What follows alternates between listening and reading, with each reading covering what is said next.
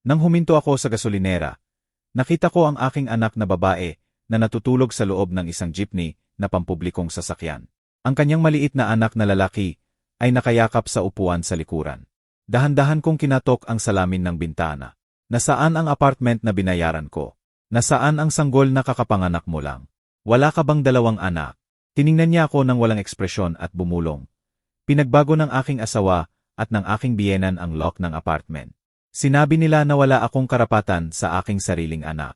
Pinalayas nila kami sa kalye at kinuha ang aking sanggol. Binuksan ko ang pinto ng jeepney. Bumaba ka, sumama ka sa akin. Tinanong niya, saan? Musika, sumagot ako para papagbayarin sila sa ginawa nila at alam ko eksakto kung paano. Bago magsimula, huwag kalimutang i-like ang video na ito at mag-subscribe sa channel. Pakinggan ang aking kwento hanggang sa dulo at iwan mo sa comments kung saang lungsod mo ako pinapanood. Para malaman ko kung gaano kalayo na ang aking kwento. Ang pangalan ko ay Eduardo Santos at may musika. 67 taon na ako. Sabi ng mga tao sa edad ko, dapat nakaupo na sa beranda ng bahay ko, naghihintay na dumating ang mga apo ko para maglaro. Pero ang umusika, katotohanan ay noong gabing iyon nakaupo ako sa isang bangko sa tabi ng gasolinera na may hawak na bag ng gamot sa high blood habang nararamdaman na lumiit ng lumiit ang aking buhay. Kanina pa, umiikot ang isip ko sa isang pangalan lang, Maria Clara Reyes, ang aking nag-isang anak na babae. Halos 5 taon na ang nakalipas nang huli kong makita ang kanyang mukha. Noong huling beses kaming nagkita, sumabog ako sa galit dahil iginiit niya na pakasalan si Jose Rizal Cruz. Naalala ko ng perpekto. Sinigawan ko siya, kung pakasalan mo siya, huwag mo na akong tawaging tatay. Lumabas ang mga salitang iyon sa bibig ko nang hindi iniisip. Mainit na mga salita, hangal. Mula noon, umalis si Maria Clara. Namatay ang aking asawa nang hindi nagtagal. Ibinenta ko ang bahay sa probinsya at lumipat sa lungsod kung saan umupa ako ng maliit na tirahan sa labas. Ilang taon na ang nakalipas, nagawa ni Maria Clara na makipag-ugnayan sa akin. Noon ay kasal na siya. Buntis at nahihirapan si Jose Rizal sa pagbabayad ng down payment ng apartment. Kahit masakit pa rin ang puso ko, hindi ko kinaya na marinig ang nanginginig na boses ng aking anak sa telepono. Kinuha ko ang aking savings sa retirement, ang mana mula sa aking yumaong asawa, at inilipat lahat sa account ni Jose Rizal para magkaroon sila ng matitirhan. Pagkatapos noon, naging mahirap kontakin ang numero ni Maria Clara. Parang sadyang pinutol ang komunikasyon sa akin. Pero nakarating sa akin na nanganak ulit siya. Noong gabing iyon, pagkatapos ng konsultasyon sa health center, bumaba ako ng jeepney sa maliit na gasolinera. Malayo pa ang daan patungo sa aking inuupahang bahay. Karaniwan ay nagpapahinga ako sandali sa malapit na tindahan. Bumibili ng bote ng tubig at naghihintay hanggang mawala ang sakit sa aking mga binti. Walang tao ang gasolinera, iluminado ng dilaw na ilaw. Sa isang sulok ng parking, maraming jeepney na nakaparada ng magulo. Pagod na ang mga mata ko. Pero tumigil ang tingin ko sa isang madilim na birding jeepney sa sulok. Mahina ang ilaw sa loob. Sa upuan sa tabi ng bintana, natutulog na nakaupo ang isang batang babae. Nakayuko ang ulo niya na humihipo sa salamin. Musika, gusot ang buhok, balot ng lumang jacket ang katawan niya. Sa likurang upuan may maliit na batang lalaki, mga 7 taon siguro, natutulog na nakayaka. Bigla akong nakaramdam ng higpit sa dibdib. Ang paan ng paghawak niya sa lumang bag ay sobrang higpit. Parang takot mawala ang tanging natitira sa kanya. Tumayo ako. Nagprotesta ang aking matatandang binti. Pero nagpatuloy ako sa paglapit sa kanya. Habang lumalapit ako, lalong lumilinaw ang kanyang mukha, ang ilong niya, ang linya ng kilay, ang hugis ng baba. Parang tinamaan ng kidlat ang puso ko. Si Maria Clara iyon. Huminto ako sa tabi ng bintana ng jeepney. Huminga ako ng mabilis. Ang ilaw ng gasolinera ay sumasalamin sa maruming salamin. Pero sigurado ako na anak ko iyon. Ang batang minsang sinumpa ko ng mga salitang gusto ko na ngayong putulin sa sarili ko. Payat ang katawan niya. Ang mga pisngi na dating bilog ngayon ay lumubog. Basag ang labi, manipis na jacket para sa lamig. Nilunok ko ang laway. Musika, tuyo ang lalamunan ko. Itinaas ko ang kamay at dahan-dahang kinatok ang salamin ng bintana. Kumurak ang babae. Dahan-dahan niyang binuksan ang mga mata. Walang laman sandali. Pagkatapos ay tumutok sa akin. Sa likurang upuan, gumalaw ang bata, bumubulong ng mahina. Malinaw kong nakita ang mga matang iyon. Ang paehong mata na tumingin sa akin nang may galit ng pigilan ko siyang magpakasal. Maria Clara, malambot ang boses ko, paos. Sinimangot niya ang mata na parang hindi makapaniwala. Tatay. Nabali ang boses niya sa pagitan ng tulog at realidad. Binuksan ko ang pinto ng jeepney na walang lock. Pumasok sa akin ang amoy ng gasolina at pawis. Malapit pa mas masama ang kalagayan niya. At ang bata sa likuran ay may mukha na kamukha ni Maria Clara, kamukha ko. Sigurado akong apo ko iyon. Umupo ako sa gilid ng upuan. Maraming tanong ang bumubundol sa ulo ko. Pero isang dasal ang unang lumabas. Nasaan ang apartment na binayaran ko? Nasaan ang sanggol na kakapanganak mo? Wala ka bang dalawang anak? Natulala si Maria Clara. Napuno ng luha ang mata niya. Pero parang tubig sa basag na baso. Gumising ang bata. Tiningnan ako sandali. Pagkatapos ibinaba ang ulo at niyakap ang tuhod. Walang laman ang tingin niya. Mabagal ang galaw. Parang natatakot sa malakas na ingay. Maria Clara. Ulit ko ng mas malambot. Sagot ka, anak. Huminga siya ng maikli. Nanginginig ang labi. Ang asawa ko na si Jose Rizal at ang biyenan ko na si Donna Elena. Nabali ang boses niya. Pinagbago nila ang lock ng apartment. Sinabi nila na wala akong karapatan sa aking sariling anak. Pinalayas nila ako at si Carlo. Kinuha nila ang sanggol ko sa loob. Hindi na ako makapasok, tatay. Tumama sa ulo ko ang mga pangalang iyon. Jose Rizal Cruz, Elena Ramos. Ang mga taong minsan ko lang naramdaman na sasaktan ang anak ko. Ngayon talaga nilang ginawa. Gaano ka nakatagal dito? Tanong ko ng mahina ilang linggo. Sabi niya na ibinaba ang tingin. Dito kami natutulog. Mabait ang driver ng jeepney. Si Mang Ramon ay pinapayagan kaming matulog dito. Sa araw tumutulong ako sa paglilinis. Pero hindi sapat para magbayad ng upa. Hindi ko alam kung saan pupunta. Gusto kong tanungin kung bakit hindi niya ako hinanap. Pero natigil ang mga salita. Paano ko sisihin ang anak na nakaupo nang nanginginig sa loob ng jeepney na may batang may special needs sa likuran? Habang ang sanggol niya ay kinuha ng asawa at biyenan nagahaman. Tiningnan ko si Carlo. Ano ang nangyari kay Maria Clara? Hinaplos ni Maria Clara ang ulo ng anak niya. Si Carlo ay mabagal ang development. Tatay, sabi ng doktor kailangan niya ng therapy. Natatakot siya sa malakas na ingay. Special child siya. Kaya sa bahay nila, nahihiya sila sa kanya. Ang huling pangungusap na yon ay nagpainit sa dibdib ko. Nahihiya sila na magkaroon ng apong katulad ni Carlo. Samantalang sila ang marurumi. May tumigas sa loob ko. Binuksan ko ng mas malawak ang pinto ng jeepney. Bumaba ka sabi ko ng matigas tulad noon. Sumama ka sa akin. Tiningnan ako ni Maria Clara ng nalilito na may musika, takot. Saan, tatay? Tiningnan ko siya ng diretso sa mata. Sa unang pagkakataon pagkatapos ng maraming taon, nararamdaman kong malinaw ako. Para papagbayarin sila, sagot ko ng mahina pero matalim. At alam ko eksakto kung paano. Noong gabing iyon maliit ang pakiramdam ng aking inuupahang bahay. Nakaupo si Maria Clara sa sahig na nakasandal sa dingding. Natutulog si Carlo sa manipis na kutson. Yakap ang lumang manika mula sa jeepney. Inalok ko siya na matamis na tsaa. Uminom ka muna, sabi ko. Pagkatapos, musika, kwento ka. Gusto kong marinig lahat mula sa simula. Hawak ni Maria Clara ang baso ng parehong kamay. Mula sa universidad, tatay, sabi niya ng mahina. Nakilala ko si Jose Rizal sa faculty. Mabait siya, musika, magalang, mukhang stable, palagi akong sinusundo at ihahatid. Binibilhan ako ng pagkain. Naisip ko, sige, ito ang tadhana ko. Bukod pa roon, noon madalas kaming mag-away tungkol sa future ko.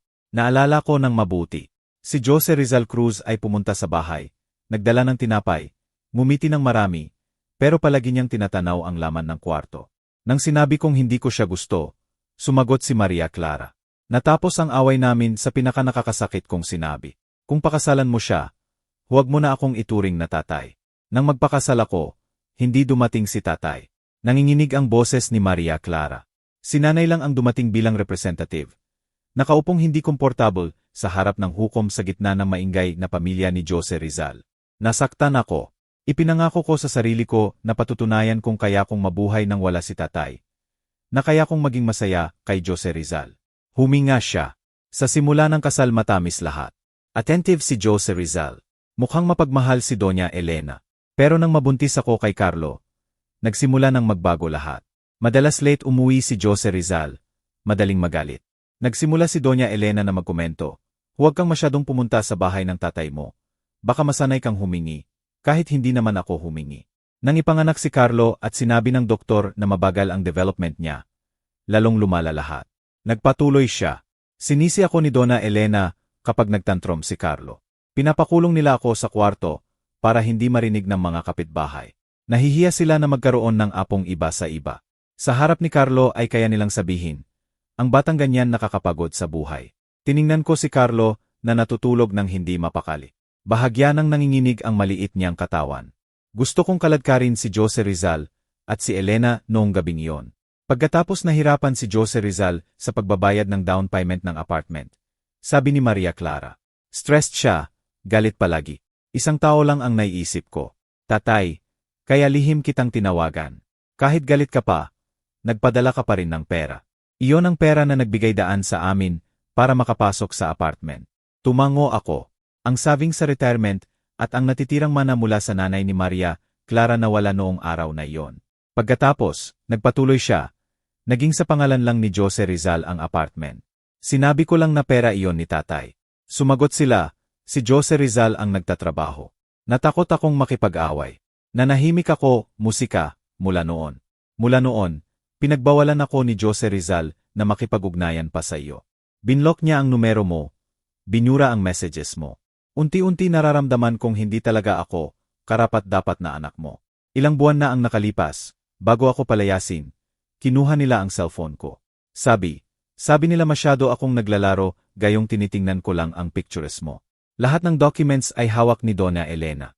Ay, birth certificate, marriage certificate, birth certificate ni Carlo, health card. Sabi niya para sa insurance, kaya wala akong musika, kahit ano. Pinigilan ko ang galit ko. At noong araw na pinalayas ka, bumuntong hininga si Maria Clara. Ilang linggo lang si Luna nang ipanganak. Tatay. Pagod na pagod ako, umiiyak ng marami. Isang gabi inilagay ko si Luna sa crib sandali at sinabi, Anak, pagod si mommy. Nakita iyon ni Jose Rizal. Kinabukasan sinabi niyang baliw ako. Hindi ako karapat-dapat na ina at kausap niya si Doña Elena kung paano ako mapupuksa. Ilang araw pagkatapos pinapabili nila ako ng diaper at pagkain kasama si Carlo. Nagpatuloy siya. Naiwan si Luna sa bahay. Pagbalik ko pinagbago na ang lock. Mula sa loob sinabi nila na umalis ako. Mananatili ang sanggol sa kanila. Kung magingay ako, tatwag daw sila ng pulis na sinasabi kung gustong kidnapin ang bata. Tumingin lang ang mga kapitbahay mula sa malayo. Dagdag niya ng mahina. Dumating ang gwardiya at sinabi, Huwag kang magingay, family matter ito. Nakaupo ako sa harap ng pinto umiiyak. Gutom si Carlo. Hanggang gabi pinalayas din kami sa pasilyo. Ilang barya lang ang nasa wallet ko. Ang damit, documents, cellphone, lahat na iwan sa loob. Bakit hindi mo ako hinanap? Tanong ko ng malambot. Sa wakas lumabas ang tanong na tinago ko. Ibinaba ni Maria Clara ang tingin. Hindi ko alam ang bagong address mo, tatay. Ang huli kong alam nasa probinsya ka pa. Nang sinabi mong lilipat ka sa lungsod, abala ako sa sarili kong buhay. Hindi ko tinanong kung saan ka titira. Hindi ko kabisado ang numero mo. Palagi lang click ang pangalan mo sa phone. Wala na akong phone. Sa isip ko lang ang boses ni Jose Rizal. Sisihin ka lang ng tatay mo. Natakot ako. Nahiya ako. Kaya naglakad lang ako kasama si Carlo. Natulog kami sa chapel, sa bangko ng gasolinera, minsan sa portales ng tindahan. Hanggang isang gabi nakita kami ni Mang Ramon at naawa. Sabi niya pwede kaming matulog sa jeepney niya sa gabi.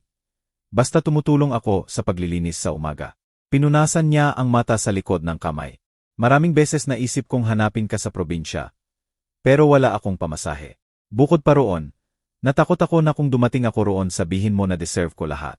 Kumalat ang sakit sa dibdib ko. Lumapit ako at hinawakan ng mahigpit ang kamay niya. Pakinggan mo, Maria Clara. Sabi ko ng mahina pero matigas. Malaking pagkakamali ang ginawa ng tatay mo nang palayasin kita. Pero mas malupit ang ginawa sa iyo ni Jose Rizal at ni Donna Elena. Hindi ka baliw. Ikaw ang nanay ni Carlo at ni Luna at anak mo pa rin ako. Tiningnan ako ni Maria Clara. Pulang-pula ang mata. Pero nagbigay ako ng problema sa iyo. Matanda ka na. Matanda, putol ko sa kanya. Kung kailangan kong magdusa para sa iyo at sa mga apo ko, hindi yon pabigat, obligasyon ko yon. Akala nila kaya nilang itapon kayo ng ganoon lang. Akala nila wala kayong kakampi. Huminga ako ng malalim. Umiikot sa ulo ko ang pangalan nina Jose Rizal at Elena na parang tinik. Simula ngayong gabi, hindi ka na mag-isa. Nagpatuloy ako. Ang apartment, ang sanggol mo, ang buhay na kinuha sa iyo. Babawiin natin lahat isa-isa. para maramdaman din nila kung ano ang mawalan.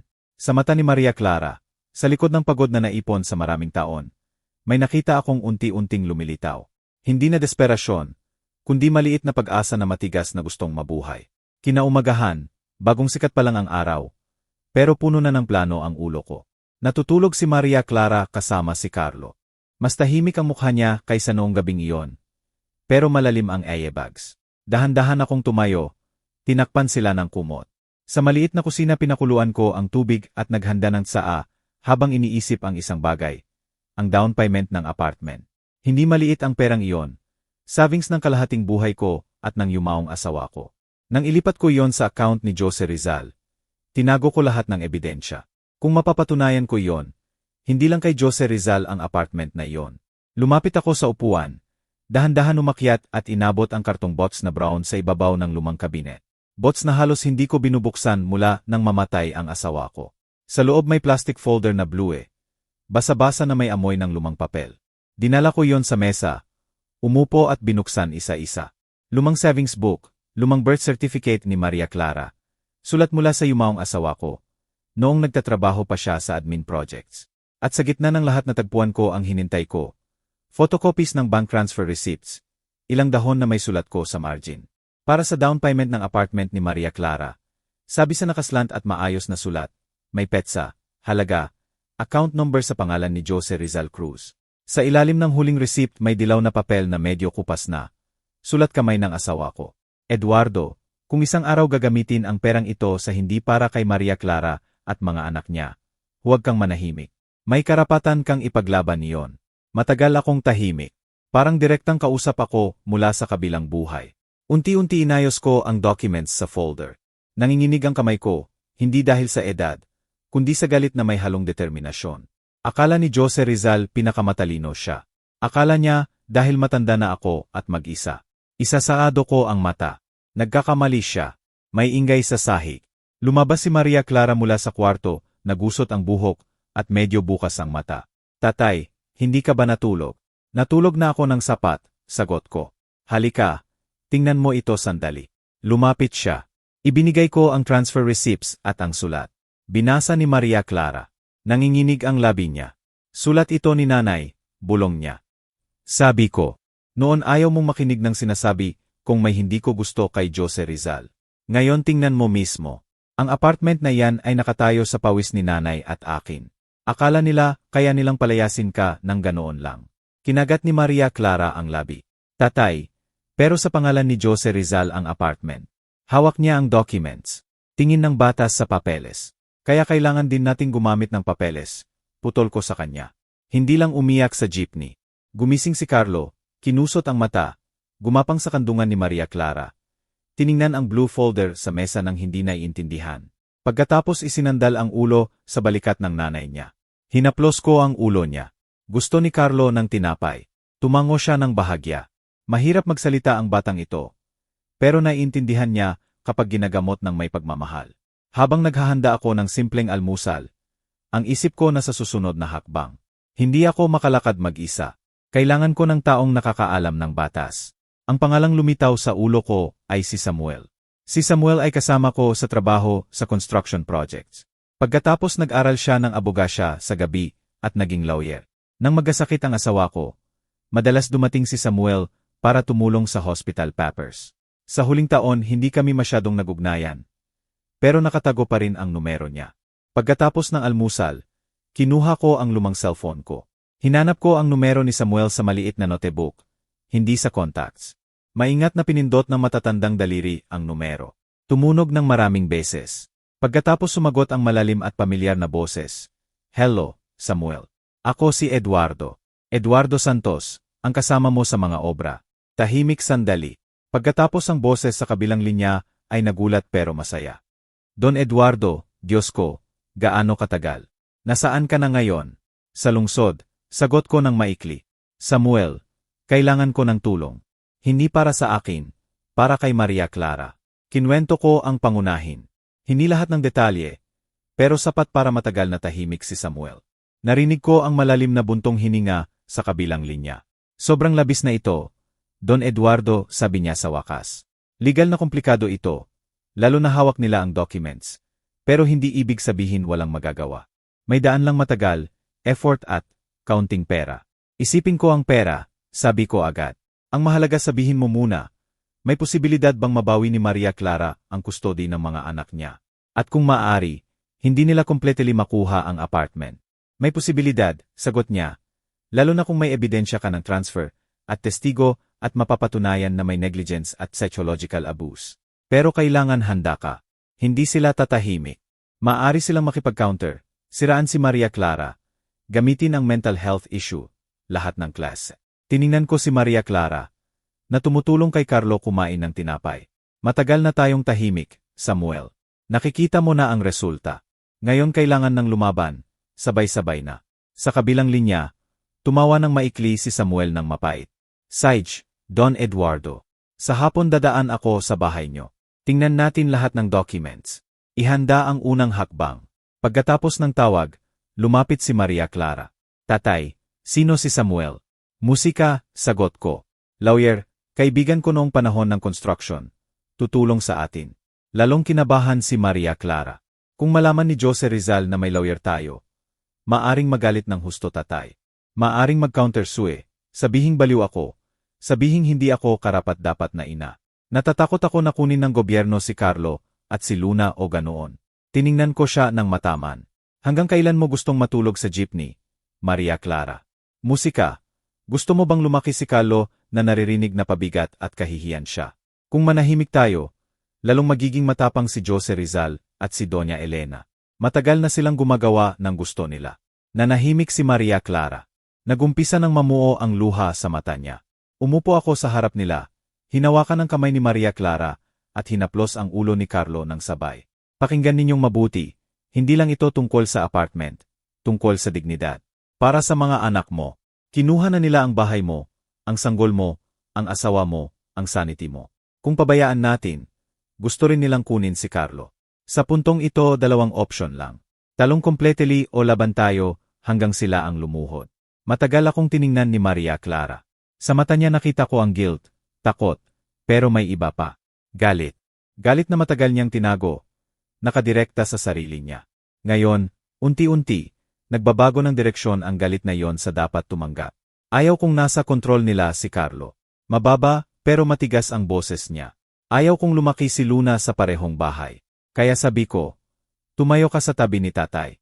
Ano man ang mangyari, harapin natin ng sama-sama. Noong hapon na yon, musika, habang naghihintay kay Samuel, inayos ko ang blue folder na iniisip lahat sa ulo ko. Malinaw na ang unang hakbang, pumunta kay Jose Rizal at Doña Elena. Ipakita na hindi sila nakikipag-usap sa matandang tatay na sumusuko. Tapos na ang gabi sa gasolinera. Ngayon sila naman ang maghanap ng matutulugan sa madilim na sulok na may takot na mawalan. Tulad ng ipinaramdam nila kay Maria Clara at Carlo. Sa hapon, dumating si Samuel na gusot ang shirt at may briefcase, pero matigas ang mukha. Mga 40-something siya na may gray na sa gilid ng buhok. Matagal niyang hinawakan ang kamay ko. Don Eduardo, pareho pa rin ah. Sabi niya na sinusubukang ngumiti. Ang nagbago lang ang wrinkles. Sagot ko ng maikli. Tumawa kami sandali. Pagkatapos naging seryoso ulit ang hangin. Sa mesa binuksan ko ang blue folder. Sinuri ni Samuel ang transfer receipts, ang handwritten letter ng asawa ko. Lahat ng maingat. Paminsan-minsan tumatango, kumukunot ang no. Malakas ito, Don Eduardo, sabi niya.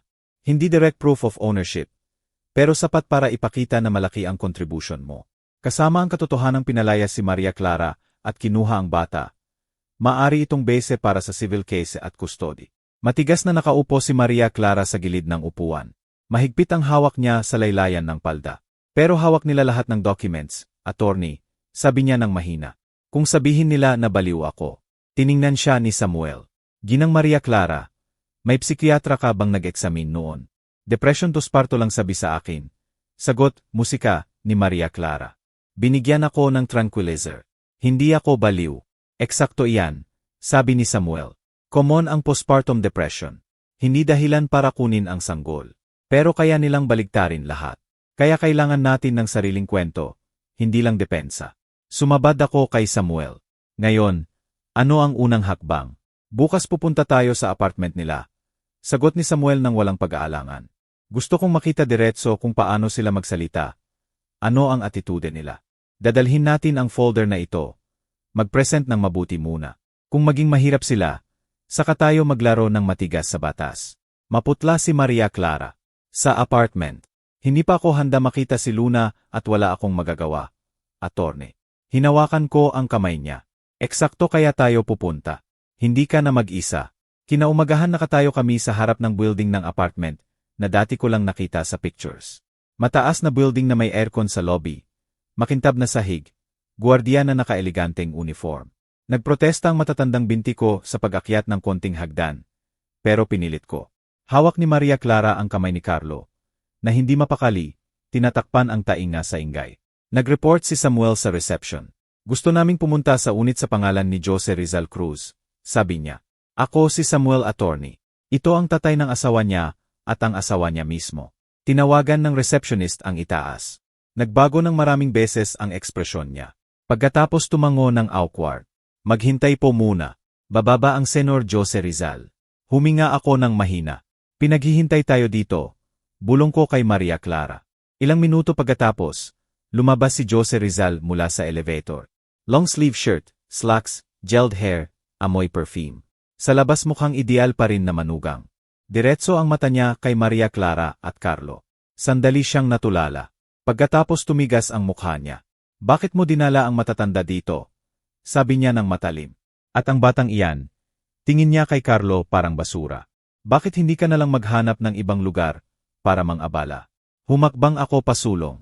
Magsalita tayo ng may edukasyon. Jose Rizal. Sabi ko ng walang emosyon. Apo mo ito, hindi asong kalye. Tiningnan niya ako mula ulo hanggang paa. Don Eduardo, di ba? Matagal-tagal. Pasensya. Pero bahay ko ito. Hindi ka pwede basta dumating para magingay dito. Lumapit si Samuel at inabot ang calling card. Magandang umaga, Senor Jose Rizal. Ako si Samuel, attorney. Dumating kami ng may good faith para pag-usapan si Maria Clara at mga anak niya. Kasama ang karapatan sa tirahan at kustodi. Tiningnan ni Jose Rizal ang card sandali. Pagkatapos ngumiti ng pahiga. Attorney. Grabe naman. Pwede rin akong tumawag ng attorney kung kailangan. Musika, pero, para saan? Ang asawa ko ang umalis at iniwan ang anak niya. Ngayon dumating para magdrama sa lobby. Nanginginig si Maria Clara. Pinalayas ako. Ako ang pinalayas. Halos hindi marinig ang boses niya. Ano? Lumapit si Jose Rizal. Sino ang nagpalayas sa iyo? Ikaw mismo hindi mo kinaya. Umalis ka dala si Carlo. Iniwan mo ang sanggol. Huwag baligtarin ang kwento sa harap ng tatay mo. Nararamdaman kong umakyat ang dugo sa ulo ko. Huwag magsinungaling, Jose Rizal. Sabi ko ng malakas. Maraming tao sa lobby ang nagsimulang tumingin. Pinalayas si Maria Clara. Ikaw ang nagpalit ng lock. Ikaw ang may hawak ng sanggol. Ikaw ang kinuha lahat ng documents. Itaas ni Jose Rizal ang boses. Pakinggan mo mismo. Hindi, Don Eduardo. Naghahalusinate na siya. Lumalala ang depression. Nag-consult na kami sa doktor para sa safety ng sanggol. Kailangan naming ihiwalay siya pansamantala. Gusto mo bang alagaan ang sanggol ng taong nag-iisa magsalita at umiiyak ng walang dahilan? Parang mga kutsilyo ang salita niya. Hinawakan ni Maria Clara ang ulo niya. Si Carlo ay sumandal sa binti niya na nagsisimula ng magreklamo sa sigawan. Hininto ako ni Samuel sa braso bago pa ako masyadong lumapit. Senor, musika, Jose Rizal, sabi niya na mas tahimik.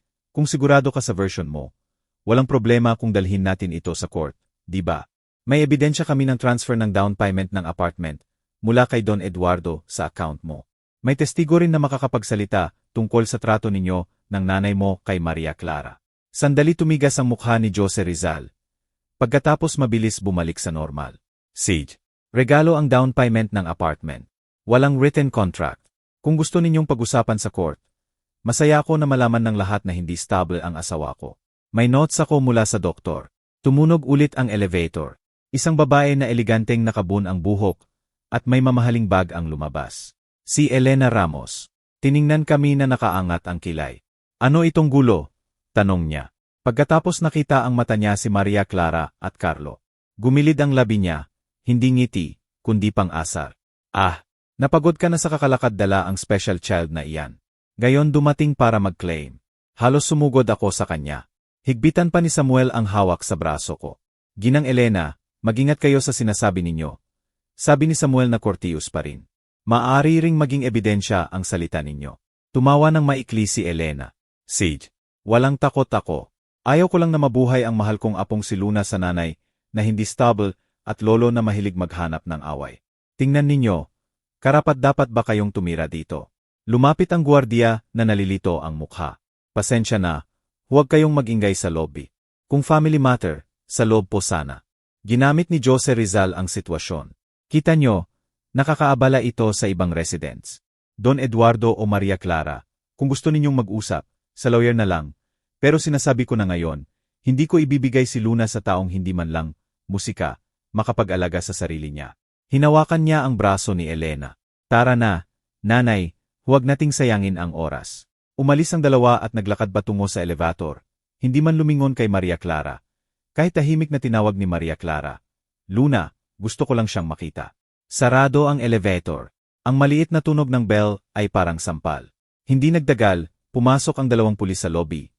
Tinawag ng security na kontak ni Jose Rizal. Kanina, tiningnan nila ang grupo namin. Pagkatapos narinig ang partial explanation ng receptionist na may pamilyang nag-aaway tungkol sa asawa. Sa huli sa bilang nila, mga senor, kung problema sa mag-asawa, ayusin ninyo ng maayos. Huwag mag-ingay dito. Makakaabala kayo. Sinubukan ni Samuel na magpaliwanag. Pero nakiling na ang tingin nila sa panig na malinis ang shirt at may fixed address. Paglabas namin ng lobby, tahimik na umiyak si Maria Clara. Si Carlo ay patuloy na hinahampas ang ulo niya. Naapektuhan ng sigawan at pressure kanina. Binuhat ko ang batang iyon ng kaya ko. Niyakap ko ng mahigpit. Sa daan patungo sa hintayan mahina ang tuhod ko. Pero sa loob ng ulo ko lalong luminaw ang isang bagay. Hindi lang sila masama, mas malakas din sila. Status, documents, magagandang salita sa harap ng iba. Tatay. Umiyak si Maria Clara. Natalo tayo. Dahan-dahan akong umiling. Pahinga pa ang hininga ko. Hindi pa, sabi ko. Unang round pa lang. Akala nila umiyak lang tayo sa lobby. Hindi pa nila nakikita ang tatay mo kapag talagang nagalit. Sa buong daan pauwi mula sa apartment, sumasakit ang ulo ko. Umiikot pa rin ang salita nina Jose Rizal at Elena. Nanay na hindi stable, special child, karapat-dapat tumira dito. Pero sa likod ng sakit may mas malakas, ang pagtanggi na sumuko. Sa bahay, malalim na huminga si Samuel. Don Eduardo, sorry, inasahan ko na ganyan ang laro nila, sabi niya. Kaya kailangan natin ng ebidensya at testigo. Kung wala iyon, sa court sila ang mukhang presentable. Ano ang kailangan natin? Tanong ko. Una, tao na makakapagkwento tungkol sa trato kay Maria Clara at mga bata, sagot niya. Pangalawa, ebidensya na inabuso nila ang sitwasyon ni Maria Clara. Pangatlo, baka may financial records na nagpapakita na ginamit ni Jose Rizal ang pera na dapat para sa mga bata.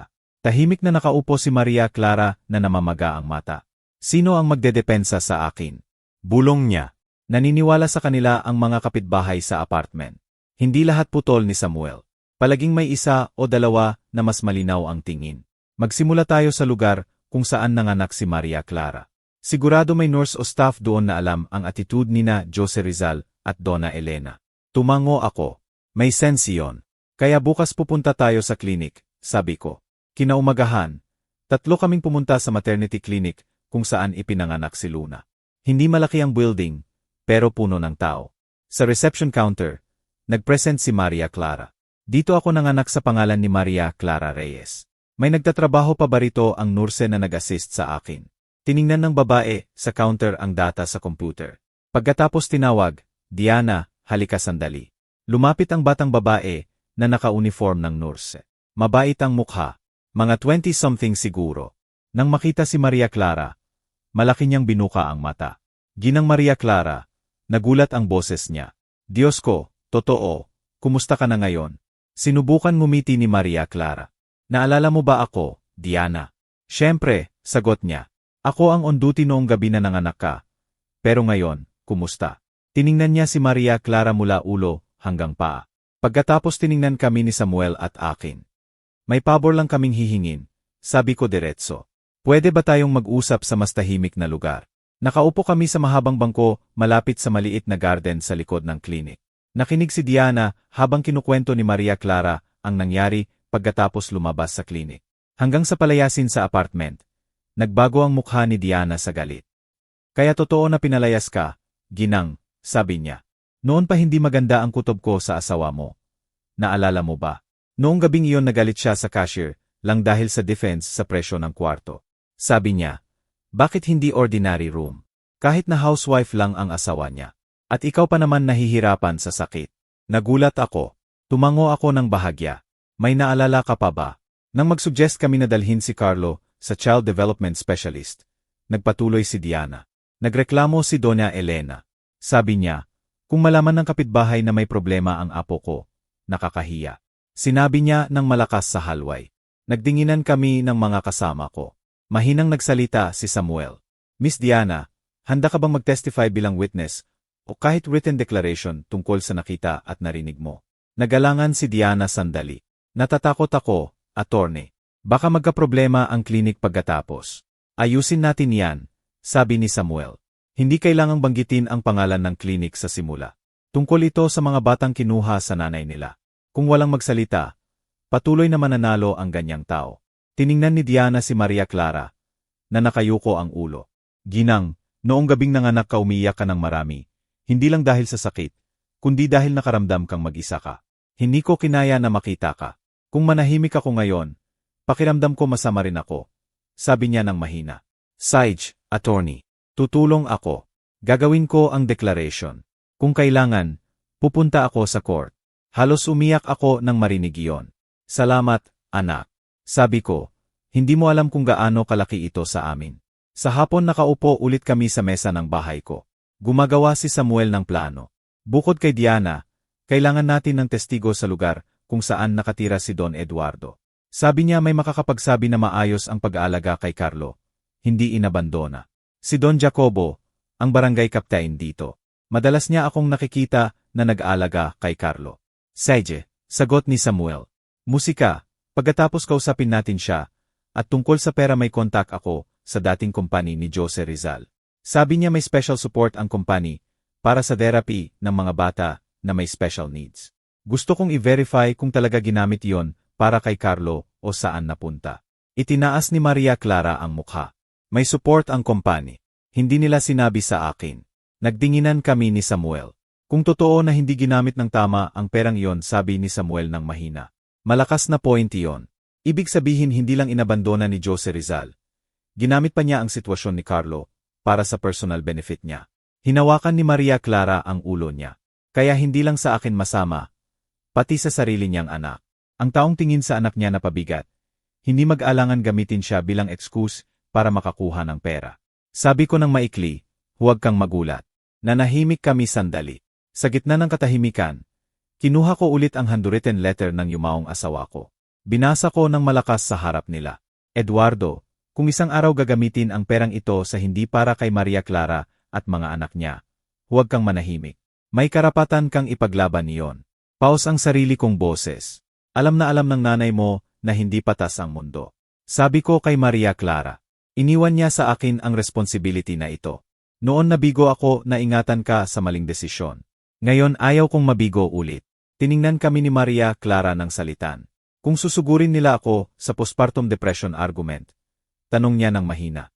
Kung maniwala ang judge sa kanila, maari kong completely mawala si Luna at si Carlo. Kaya kailangan mong patunayan na gusto mo at kaya mong mag-treatment ng tama, sabi ni Samuel. Binanggit ni Diana na may free counseling program sa health center. Kunin natin iyon, hindi dahil baliw ka, kundi para kapag tinanong ng judge, may malinaw tayong sagot. Tumango ako. Bukas dadalhin kita sa health center. Mag-request ng referral. Sundin natin ang recommended sessions. Gamitin natin lahat ng legal means. Malalim na huminga si Maria Clara na parang naghahanda sumisid sa malamig na tubig. Buong panahon ito palagi akong tumakas. Sabi niya ng mahina. Tumakas ako kay tatay, tumakas sa problema. Lumalabas na gaano man kalayo ang takasan ko. Nakadikit pa rin ang sakit. Kung ngayon kailangan kong harapin sila sa court, sige na nga sabay-sabay. Tiningnan ko siya ng mataman. Sigurado ka ba? Tumango siya ngayon mas matigas. Ayaw kong malaman ni Carlo, paglaki niya, na tahimik lang ang nanay niya, habang hinahiya siya. Ayaw kong lumaki si Luna, nang hindi alam na lumaban ang nanay niya. Sa sandaling iyon nakita ko si Maria Clara. Musika. Hindi na bila matigas ang ulo na bata na iniwan ako, para sa maling lalaki. Ngayon siya ay sugatang ina, pero gustong tumayo. Iyon ang pagkakaiba. Dahan-dahan isinara ni Samuel ang blue folder. Sige, sabi niya, kaya simula ngayon hindi lang tayo nagdedepensa kontra atake tayo ng malinis. Hayaan natin silang mahilig maglaro ng marumi. Sa huli sila ang mahulog sa sarili nilang dumi. Ilang linggo pagkatapos ng pakikipagkita kay Diana, pakiramdam ng buhay namin parang hinila sa dalawang direksyon. Sa isang banda, unti-unti kaming lumalakas. Sa kabila, nagsimula ng makipag-counter si Jose Rizal at Doña Elena. Bawat Martes dinadala ko si Maria Clara sa health center para sa counseling. Ang doktora roon, middle-aged at tahimik na babae, palaging malambot ang pakikipag-usap kay Maria Clara. Hindi kahihiyan ang postpartum depression, sabi niya. Kailangan mo ng pahinga at suporta, hindi parusa. Maayos niyang isinulat ang therapy attendance. Gagamitin natin iyon pagkatapos. Nagpadala si Diana ng written declaration niya. Pinirmahan sa harap ni Samuel.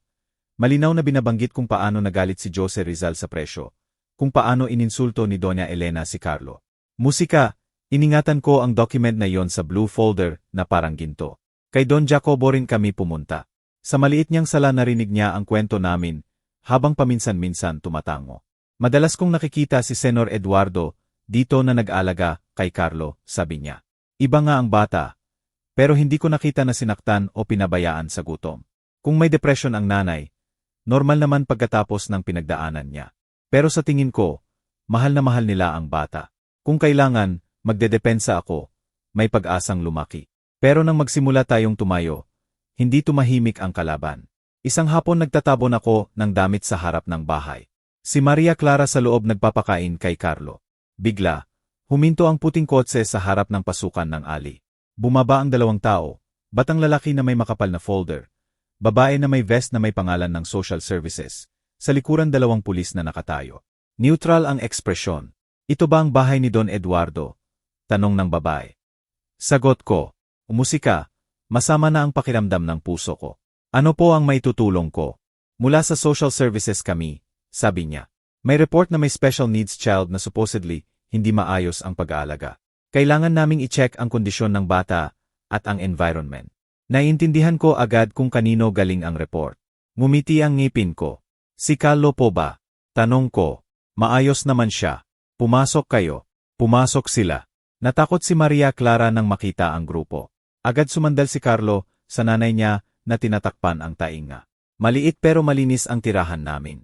Wala silang makikitang excuse tungkol sa dumi o amoy.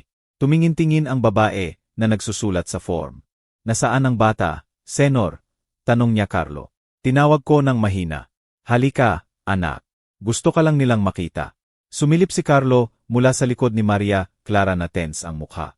Nang lumapit ang lalaki, umiling si Carlo, bumubulong ng walang sense, pagkatapos hinahampas ang tainga. Sag na stressed siya. Tingnan mo, ginang, sabi ng lalaki ng mahina sa kasama niya. Pero sapat na malakas para marinig namin. May signs ng disorder, limited space, nanay na may depression, lolo na senior. Agad na reaksyon ni Maria Clara. Musika, nasa therapy ako, Senor, sabi niya nang nagmamadali. Regular akong umiinom ng gamot. Mahal na mahal ko ang anak ko. Natatakot lang si Carlo sa bagong tao. Iyon lang. Nakatayo lang ang mga pulis sa pinto na nakapamewang na naghihintay ng order. Senor, sabi ng babae mula sa social services na sinusubukang maging friendly. Baka kailangan naming dalhin si Carlo ng ilang araw para sa observation. Para siguraduhin na walang negligence. Humakbang ako pasulong. Hindi pwede. Mataas ang boses ko. Hinifit ang batang ito na ihiwalay sa nanay niya. Kung biglaan ninyong kunin, lalong ma-stress. Kung gusto ninyong mag-obserba, dito kayo mag-obserba. Procedure po, Senor, sabi niya. Hindi kami nag-aakusa ng ano, pero serious ang report. Sabi nila madalas hysterical ang nanay, nag-iisa magsalita, minsan pa gustong saktan ang sanggol. Kailangan naming i-follow up. Halos sigurado ako na ang pangalan ng nag-report sa folder na iyon ay Jose Rizal Cruz o Elena Ramos. Bago pa ako sumabog, may ibang boses na pumasok. Ano itong kaguluhan? Lumitaw si Don Jacobo sa pinto na gusot ang shirt. Medyo hinihingal. Ako ang barangay kaptain dito. Kung tungkol sa kapitbahay ko, kailangan kong malaman. Maikling ipinaliwanag ng babae mula sa social services. Nakinig si Don Jacobo at pagkatapos tumawa ng maikli. Negligence, sabi niya. Halos araw-araw kong nakikita si Don Eduardo na nag-alaga sa apo niya. Kung nagugutom o sinasaktan ang bata, matagal ko nang i-report iyon. Kung may depression ang nanay, musika, normal naman pagkatapos ng pinagdaanan niya. Pero garantiya ko na dito maalagaan ang bata. Lumapit siya kay Carlo na hinaplos ng mahina ang ulo. Carlo, anak, gusto mo bang manatili dito kay mommy at lolo? Di ba? Hindi sumagot si Carlo. Pero mas hinigpitan ang yakap sa baywang ni Maria Clara. Sapat na iyon. Medyo natigilan ang babae mula sa social services.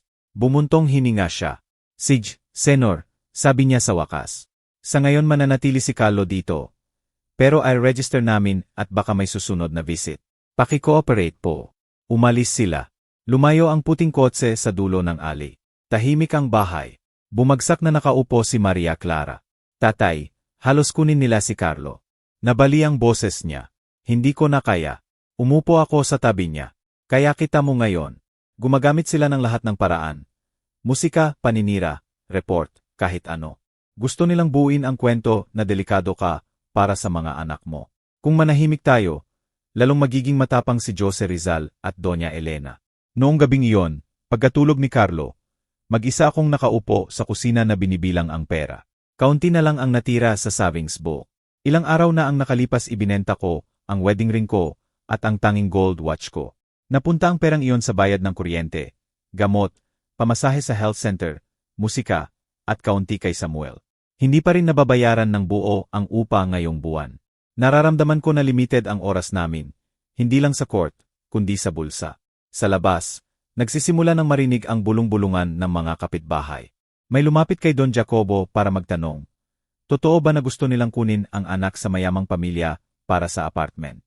May nagdedepensa, may gusto lang ng chismis. Kinaumagahan, dumating si Samuel na may hindi magandang balita. Nag-file na ng counter-demand si Jose Rizal, sabi niya. Humihiling ng full custody kay Luna at hiniling din na i-consider ng court na limitahan ang rights ni Maria Clara kay Carlo kung mapatunayang unstable siya. May attached na letter mula sa doktor na binabanggit ang emotional disorder postparto. Ginamit din niya ang social services report. Itinaas ni Maria Clara ang mukha. Kaya gusto niya ring kunin si Carlo. Hindi naman necessarily ma-approve yon, sabi agad ni Samuel. Request lang yon. Pero malinaw na seryoso sila. Pakiramdam ko parang sinipa ako sa tiyan. Hindi tayo pwede patuloy na inaatake ng ganoon. Ungol ko, kailangan natin ng mas malakas kaysa testigo lang. Nagdesisyon kami noong gabing iyon na mas ayusin ang lahat ng testigo at ebidensya. Handa na si Diana na dumating kapag kailangan. May declaration na si Don Jacobo. Ang contact ni Samuel sa dating company ni Jose Rizal ay nagbigay ng balita sa phone. Totoo na may funds para sa therapy ng anak ni Jose Rizal. Pero walang proof na ginamit sa therapy. Personal expenses lang ang lumalabas, musika. May isa pang naisip ko, sabi bigla ni Don Jacobo. Noon kami nakaupo sa terrace ng bahay ko. Papatak na ang gabi. Nang palayasin si Maria Clara sa apartment. May gulo sa hallway, di ba? Dito sa barangay, may nagtatrabaho na gwardiya sa building na iyon. Kwento niya na noong araw na iyon nakita ng admin ang CCTV recordings. Kaya sa server ng building dapat nandoon pa ang recordings. Mabilis akong lumingon. Recordings. Sagot ni Don Jacobo. Hindi ko alam kung nandyan pa. Pero karaniwan matagal nilang tinatago para sa security. Lumitaw ang imahe sa isip ko. Si Maria Clara na nakatayo sa harap ng pinto umiyak, kumakatok. Si Jose Rizal at Elena sa loob. Baka nakunan ng kamera. Kung makukuha natin ang recording ng sandaling kinuha si Luna, ng sandaling pinalayas si Maria Clara, hindi na lang testimony iyon. Tiningnan ko si Samuel. Pareho kaming kumislap ang mata. Samuel, sabi ko, mahina pero malinaw ang boses. Kung nandyan pa ang recording na iyon, maaari nitong baligtarin lahat. Tumango si Samuel. Bukas pupunta tayo roon, sabi niya. Hangga hindi nila binura, iyon ang chance natin. Sa unang pagkakataon pagkatapos ng visit ng social services, musika, medyo gumaan ang dibdib ko. Inatake na tayo, halos gibain.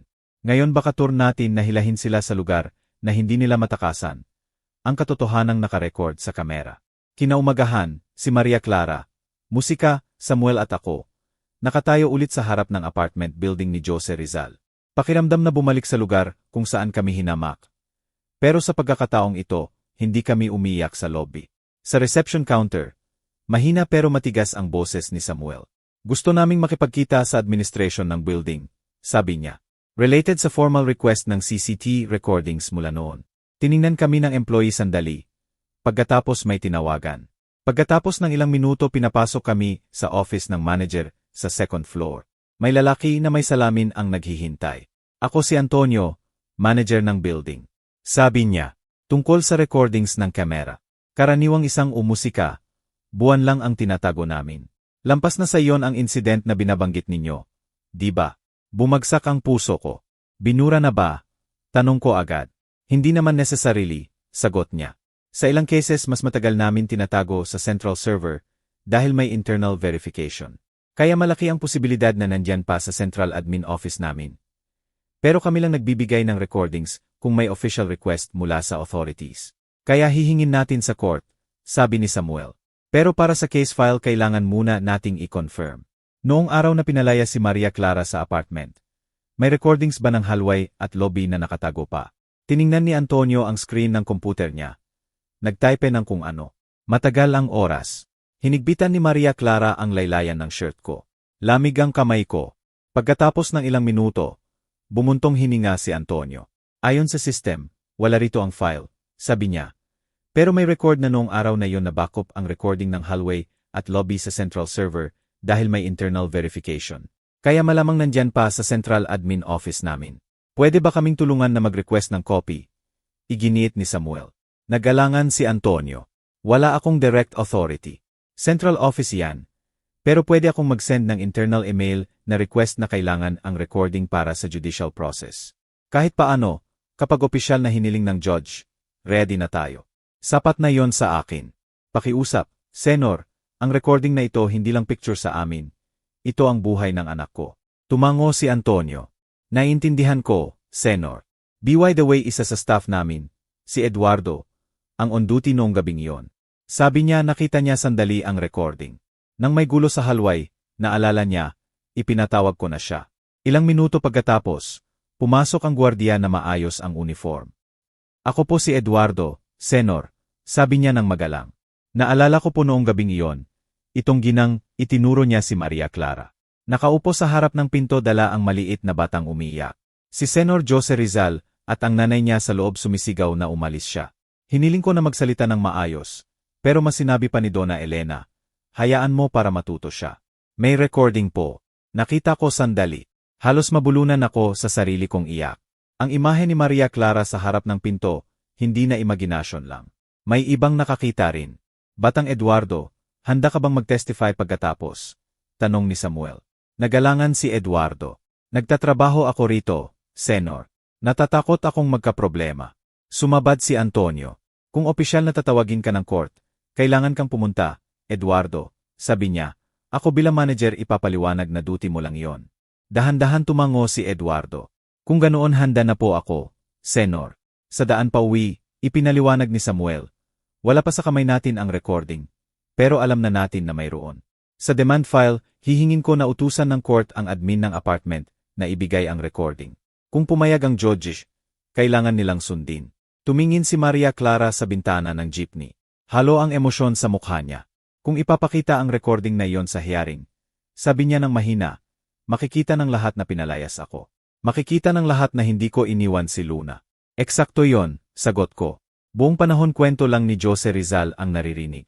Ngayon oras na para marinig ng mundo ang kwento natin. Noong gabing iyon, pagkatulog ni Carlo, nakaupo kami ni Samuel sa mesa, ang blue folder sa gitna. Don Eduardo, kailangan kong maging honest sa costs, sabi ni Samuel ng maingat. Buong panahon tinulungan ko kayo ng kaya ko. Pero para sa malaking civil demand at custody request may admin fees, copies, transportation at iba pa. Hindi ko kayo cha-charge ng mataas. Pero may fees pa rin ang court. Inasahan ko na iyon. Gaano kadami approximately Samuel binanggit niya ang halaga. Hindi sobrang laki para sa may pera. Pero sa akin na nakatira sa maliit na upahan na may kaunting savings, parang matayog na bangin. Ibinaba ni Maria Clara ang ulo.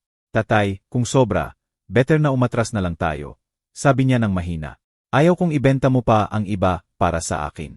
Mabuhay tayo ng ganoon. Ang mahalaga kasama ko si Carlo. Tiningnan ko siya ng mataman.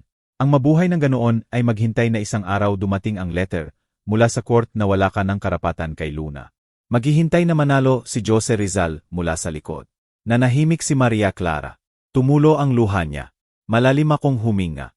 Samuel, ang inuupahang bahay na ito, ano ang status? Tanong ko kay Samuel. Yearly ang bayad sa may-ari, di ba? Tanong pabalik ni Samuel. Tumango ako. May ilang buwan pa. Kung handa kang lumipat sa mas maliit at mas mura, maaari nating kausapin ang may-ari para ibalik ang parte ng upa na hindi pa nagamit. Sabi niya, kasama ang pagbenta ng ilang bagay na hindi necessary. Baka sapat para sa initial costs. Pagkatapos, kung manalo tayo sa demand, maayos natin ang finances sa compensation sa apartment. Agad na nagprotesta si Maria Clara. Tatay, hindi, musika, matanda ka na. Pupunta ka ba sa mas masama pang lugar dahil sa akin? Ngumiti ako ng mapait. Mula pa noon, hindi naman talaga comfortable ang buhay ko, Maria Clara. Noong bata pa ako, natutulog sa construction camps habang nagtatrabaho sa obra. Ngayon sabihin na lilipat ako sa mas masikip na bahay. Hindi bago iyon. Pero itinaas ko ang kamay para patigilin siya.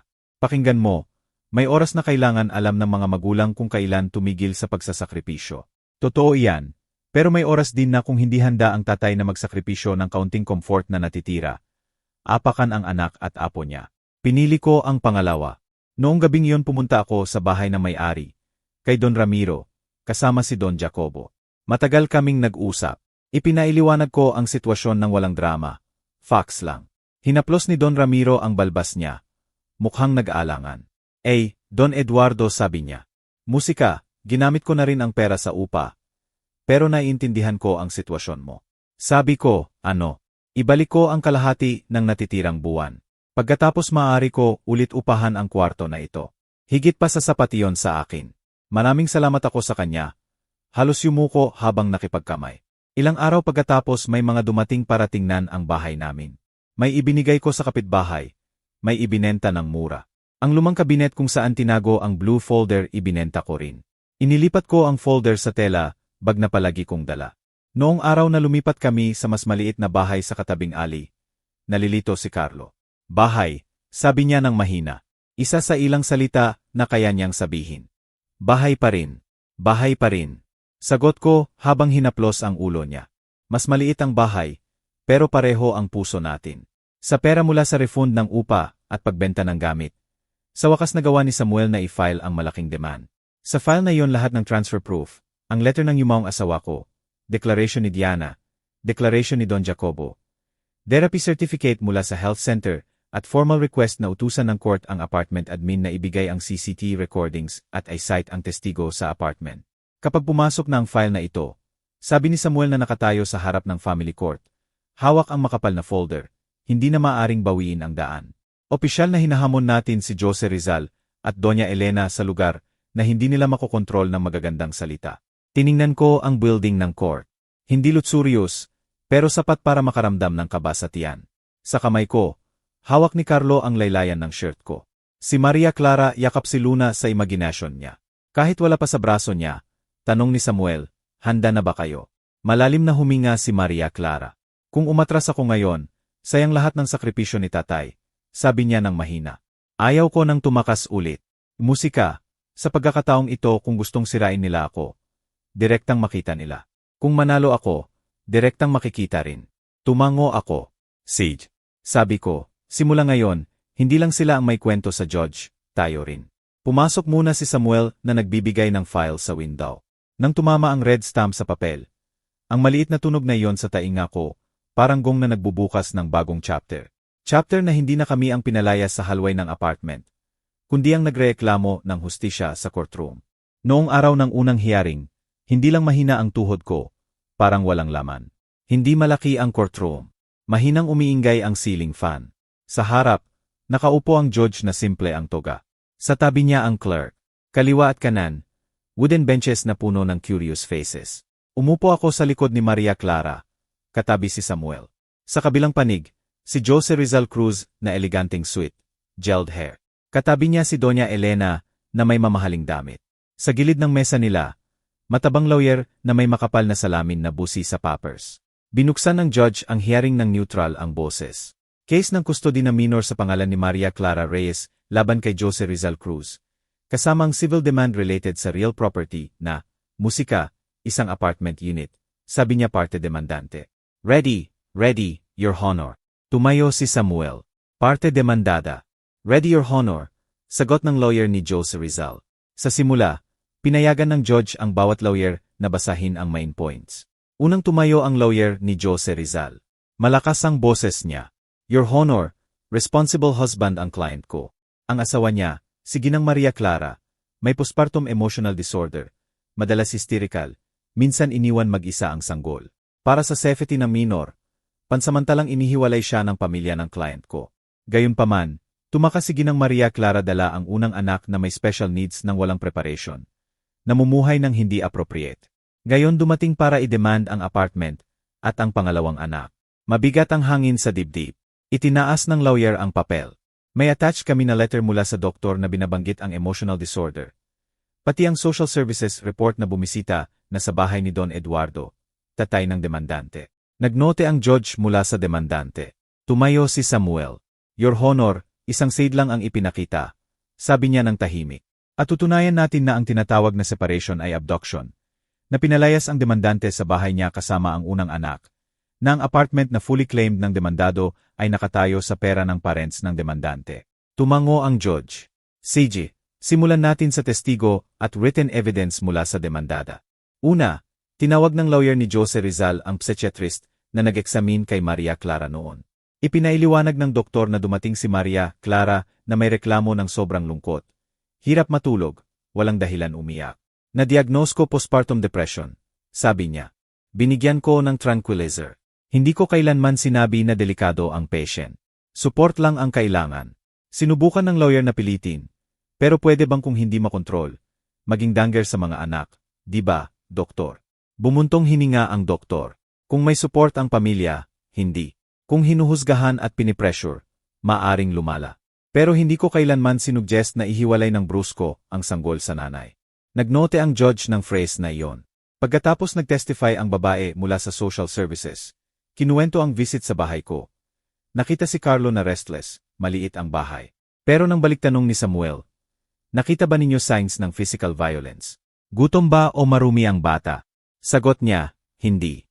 Malinis ang bahay. Mukhang inaalagaan ang bata. Alert lang kami dahil sa report na natanggap namin. Sino ang nag-report? Tanong ni Samuel. Mula sa pamilya ng tatay ng bata. Sagot niya. Tiningnan ng judge si Jose Rizal. Sige, sabi niya. Ngayon testigo mula sa demandante. Una tinawag ni Samuel si Diana. Kinakabahan si Diana, pero matigas ang boses.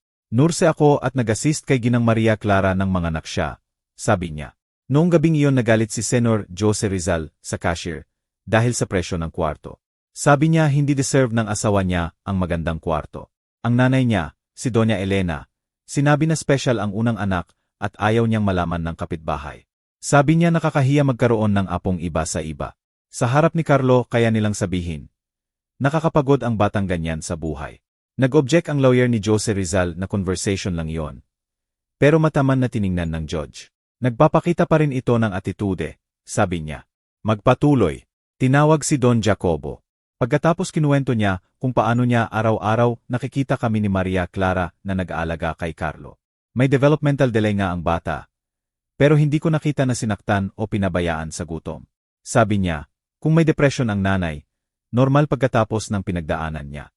Pero sa tingin ko, mahal na mahal nila ang bata. Pagkatapos ipinakita ni Samuel ang transfer proofs. Binasa ang mga yellowish receipts. Binasa ng judge ang handwritten letter ng yumaong asawa ko. Halos umiyak ako. Paus ang boses ko sa isip. Alam na alam ng nanay mo na hindi patas ang mundo. Sabi ko kay Maria Clara sa puso ko. Iniwan niya sa akin ang responsibility na ito. Sinubukan ng lawyer ni Jose Rizal na putulin. Regalo lang iyan na voluntary, Your Honor. Sabi niya, walang legal contract kung gusto ninyong pag-usapan sa court. Sa totoo lang, masaya ako na malaman ng lahat na hindi stable ang asawa ng client ko. Itinaas ng judge ang kamay. Sapat na ang nakita ko, sabi niya. Diretso ang mata niya kay Jose Rizal. Dito mas malinaw na ang demandado ang kumuha ng sanggol ng walang pahintulot ng nanay. Pagkatapos pinagbawalan ang nanay na makapasok. Salungat ito sa initial story. Sa wakas hindi na nakatiis si Doña Elena. Gusto lang namin ang best para sa apo namin, sigaw niya. Mahina ang babaeng iyan, madalas umiyak. Paano niya alagaan ang sanggol? Kung ibibigay namin, masisira ang buhay namin. Nakakahiya kung malaman ng kapitbahay na may apong special ang anak namin at balae na may depression. Lumabas lang ng ganoon, musika, malakas. Sa tahimik na courtroom, lahat tumingin. Huli na ang paghila ni Jose Rizal sa braso ng nanay niya. Tinapik ng judge ang gavel isang beses. Sapat na, ginang. Lahat ng sinabi ninyo nakarecord. Sa backbench nararamdaman ko ang matagal ng matigas sa loob ko. Nagsisimula ng bumigay sa tamang direksyon. Tumingin sa akin sandali si Samuel. Sabi na mata niya, nandito na. Pagkatapos ng short recess, bumalik ang judge at binasa ang provisional resolution. Tahimik ang boses niya. Musika, pero bawas salita parang bato na bumagsak sa side ni Jose Rizal. Isinasaalang-alang ng court na ang demandante, Ginang Maria Clara, nga ay nagkaroon ng postpartum depression. Musika, gayunpaman, nagpakita siya ng good faith sa pagsunod sa treatment. Walang proof na iniwan niya ang minor. Sa kabaligtaran, may malakas na ebidensya na ang demandado at ang nanay niya ang kumuha ng sanggol at pinalayas ang demandante sa bahay kasama ang unang anak na may special needs. Hinigpitan ko ang tela bag. Kaya, nagpatuloy ang judge, nagdedesisyon ang court na ang provisional custody ng unang anak na si Carlo Reyes Cruz ay mananatili sa nanay niyang si Maria Clara Reyes, kasama ang lolo niyang si Eduardo Santos. Para sa pangalawang anak na si Luna, inuutusan ng court na sa loob ng maximum na 7 working days, ibigay ng demandado ang minor sa nanay niya na may visitation arrangements para sa tatay sa later date. Tinakpan ni Maria Clara ang bibig niya. Tuluyan ng tumulo ang luha. Niyakap ko siya sa balikat. Dagdag pa, narinig ulit ang boses ng judge.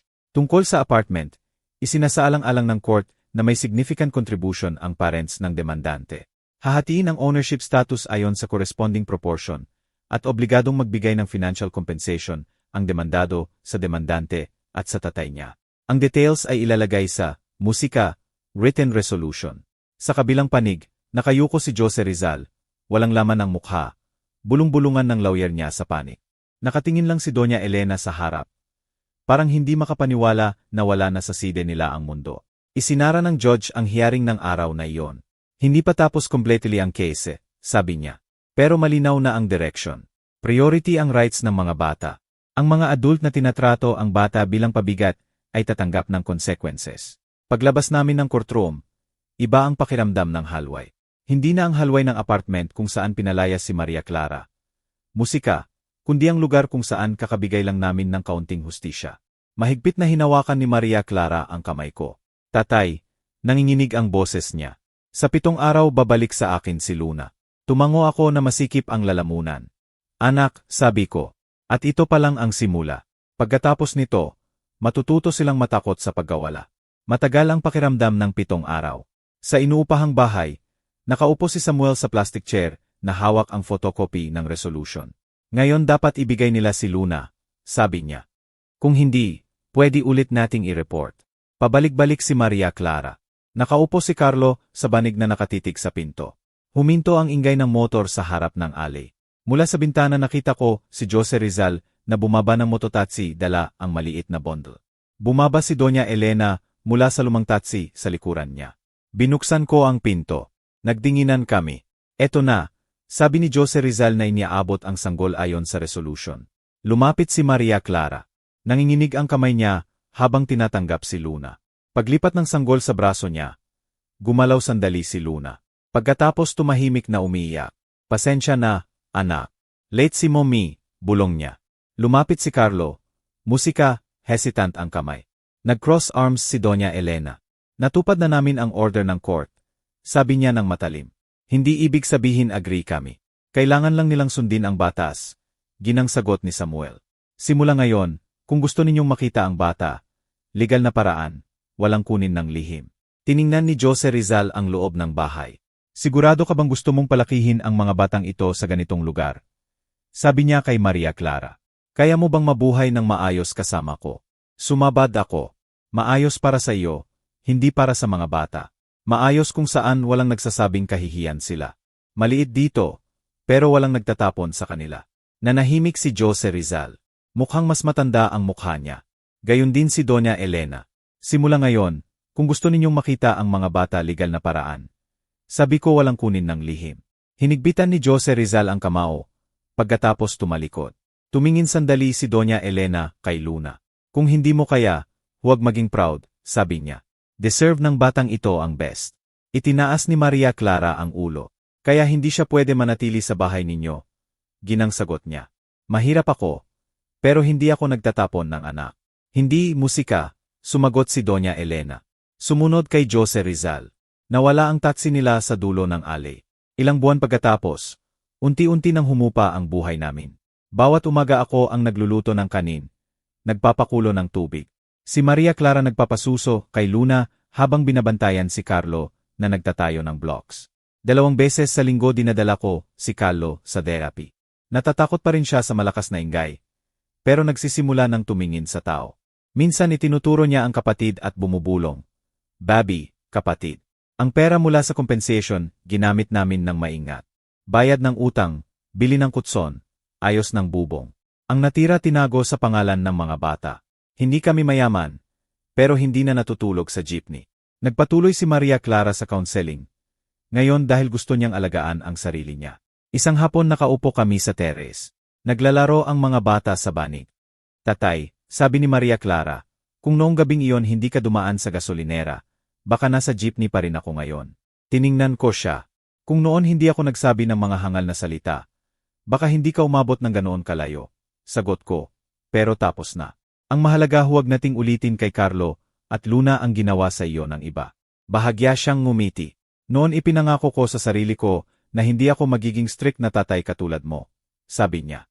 Ngayon nagpapasalamat ako na strict ka. Kung nagpakawala ka, baka tapos na ako. Tumawa kami. Unti-unti nang dumating ang balita kay Jose Rizal at Elena. Pagkatapos ng resolution, ibinenta ni Jose Rizal ang apartment. Napunta ang pera sa bayad ng obligasyon at utang. Sila ni Elena lumipat sa maliit na upahang bahay sa labas ng lungsod. Nademote si Jose Rizal sa trabaho, pagkatapos nag-resign. Sabi ng iba ngayon occasional jobs lang ang ginagawa niya. Bihira nang lumabas si Elena ng bahay. Distansya ang extended family. Isang araw, hindi sinasadya, nadaanan namin ang area nila. Kami ni Maria Clara sa mototaxi. Si Carlo sa harap yakap ang driver. Si Luna sa braso.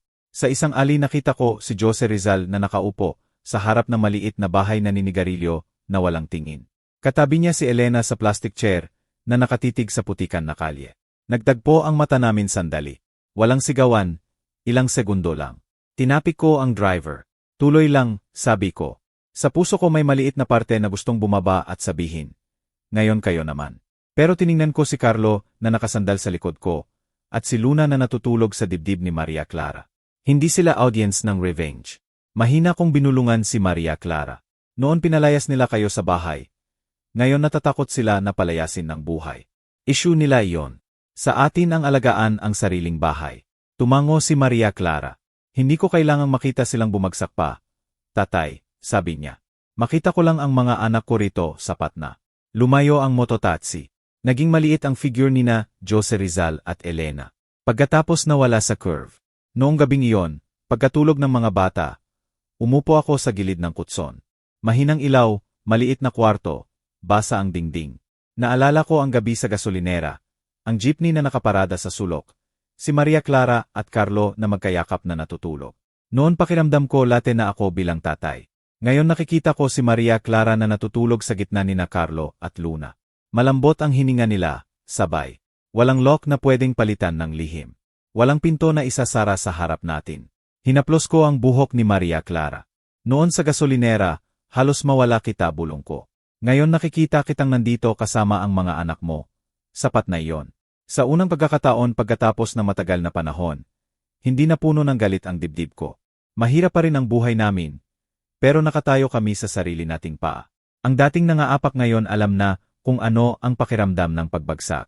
At ang tungkulin ko bilang tatay at lolo, isa na lang ang natitira. Huwag kailanman payagan na maging katulad nila tayo.